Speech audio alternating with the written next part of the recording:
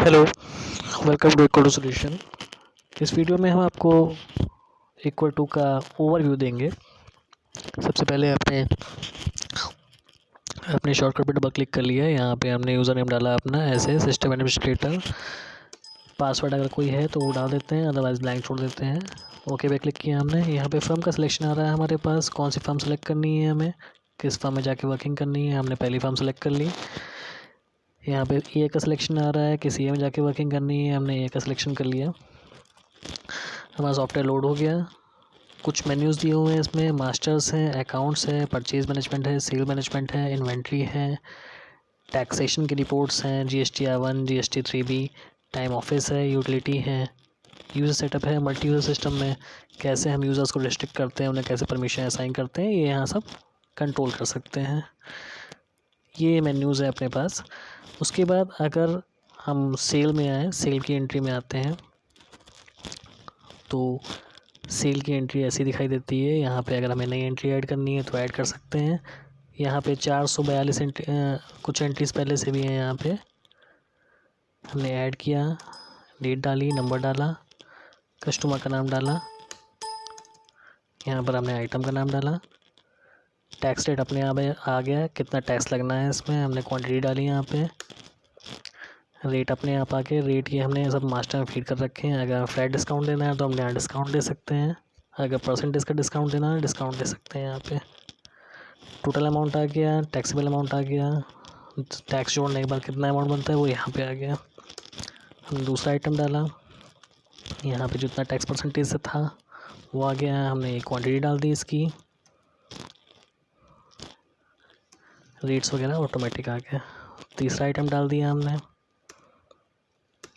इस तरह से हम मल्टीपल आइटम्स, जितने आइटम्स की हमें सेल करनी है वो हम सेलेक्ट कर सकते हैं। यहाँ पे क्वांटिटी डाल के टोटल बिल का अमाउंट कितना बन रहा है वो यहाँ पर आ गया। क्या एजेंट है, अगर कोई एजेंट एंटर करना है तो यहाँ पे आ गया। ट्रांसपोर्टर, किस ट्रांसपोर्टर से हम माल भेज रहे हैं वो यहाँ पे सेलेक्ट कर सकते हैं। किस सेल्स रिप्रेजेंटेटिव ने माल बेचा है वो हम यहाँ सेलेक्ट कर सकते हैं। अदरवाइज कोई रिमार्क देना है तो हम यहाँ दे सकते हैं। सेव कर दिया हमने, एंट्री हमारी सेव हो गई।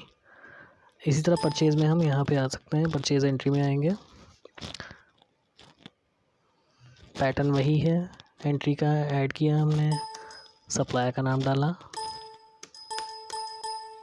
यहाँ ट्रांसपोर्टर डिटेल डाली, कोई बेटी की डिटेल है LR की मतलब, तो यहाँ पे डाल सकते हैं हम।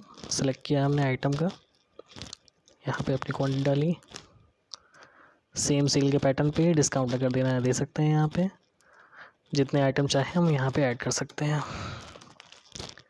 अमाउंट का कैलकुलेशन सेम है, उसी तरह से अमाउंट कितना टैक्स बनता है, कितना नेट अमाउंट बनता है वो यहाँ सब दिखाई दे जाएगा।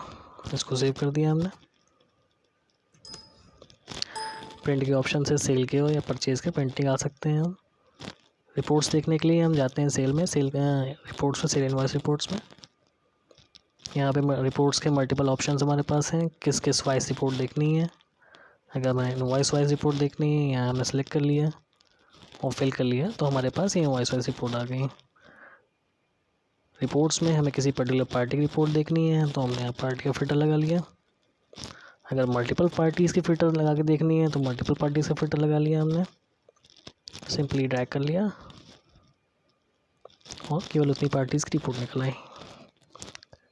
इस तरह यहाँ बहुत सारे ऑप्शन हैं, हमें किस वाइज रिपोर्ट देखनी है, मंथ वाइज देखनी है, आइटम वाइज देखनी है, एजेंट वाइज देखनी है, ग्रुप वाइज देखनी है। इस तरह से हमारे पास काफ़ी सारे ऑप्शंस हैं यहाँ पे। सेम पैटर्न पे हमारे पास परचेज़ की भी रिपोर्ट है। हमें परचेज इनवॉइस वाइज रिपोर्ट देखनी है तो हम देख सकते हैं यहाँ फिल करके किस पार्टी से परचेज़ किया है हमने, किस पार्टी को हमने,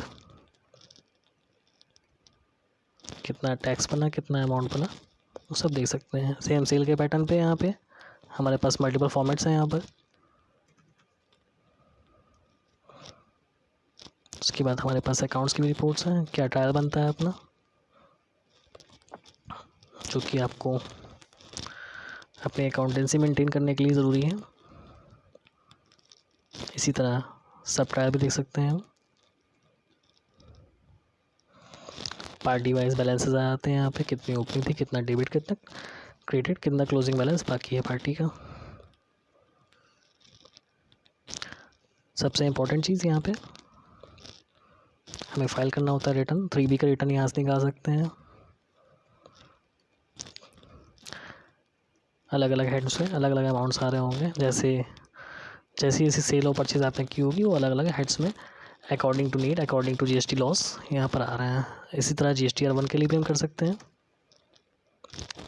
1 जनवरी से 31 जनवरी 1 महीने का हमें रिटर्न फाइल करना होता है। हमने फिल किया यहाँ पे, हमारे पास किस किस तरह की इनवॉइस अलग अलग आ गई यहाँ पे।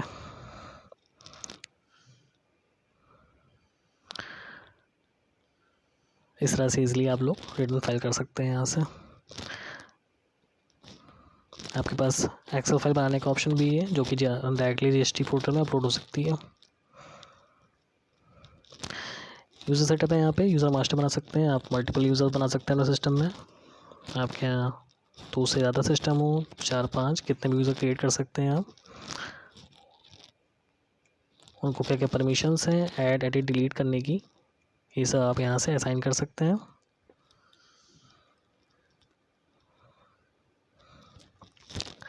अकाउंट्स मेंटेन करने के लिए आपके पास और भी बहुत सारी रिपोर्ट्स हैं, day book, bank book, cash book, different तरह की एनालिसिस कर सकते हैं आप अकाउंट्स में।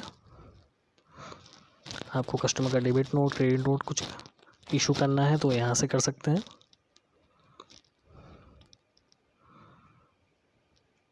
कुछ एंट्रीज पहले से करके दी हुई हैं।